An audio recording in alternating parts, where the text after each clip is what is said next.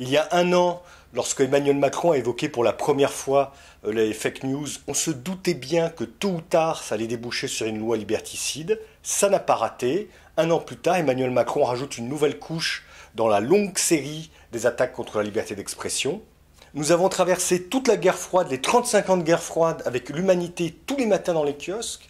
Et il devient brutalement urgent en 2018 qu'un juge ou qu'un bureaucrate nous dise ce qu'est la vérité dans le débat public. Parce que c'est bien de ça dont il s'agit dans le débat public. À la fin de la journée, il y aura des fonctionnaires de la vérité. Pour réprimer des propos racistes, il faut être capable, d'une manière ou d'une autre, de dire ce que sont des propos racistes. Pour réprimer les fake news, il faut être capable de dire, d'une manière ou d'une autre, ce qu'est la vérité.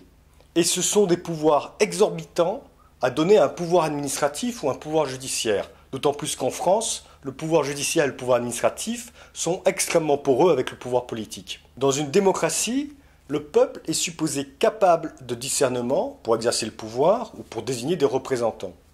Avec la loi fake news, on nous explique que ce même peuple qui est capable de discerner si Emmanuel Macron peut ou ne peut pas disposer de l'arme nucléaire, ce même peuple est ensuite incapable de décider quoi lire sur Facebook, quoi écrire sur Facebook ou quoi poster sur les réseaux sociaux. C'est une contradiction qui est fondamentale pour un démocrate. Pour un aristocrate ou pour un dictateur, ça peut être cohérent. Le peuple est trop bête pour exercer le pouvoir, il vaut mieux que je l'exerce à sa place, donc il est aussi trop bête pour décider quoi lire sur Facebook. Mais pour un démocrate, pour un représentant du peuple, c'est une contradiction fondamentale. Celui qui m'a fait roi est incapable de décider quoi lire sur Facebook. Cette loi est donc un parfait scandale. C'est un scandale bien sûr antilibéral, c'est une loi qui est profondément antilibérale. On s'attaque une nouvelle fois à notre liberté d'expression. Ce ne sont pas à des juges ou à des bureaucrates de décider ce qui constitue la vérité ou le mensonge.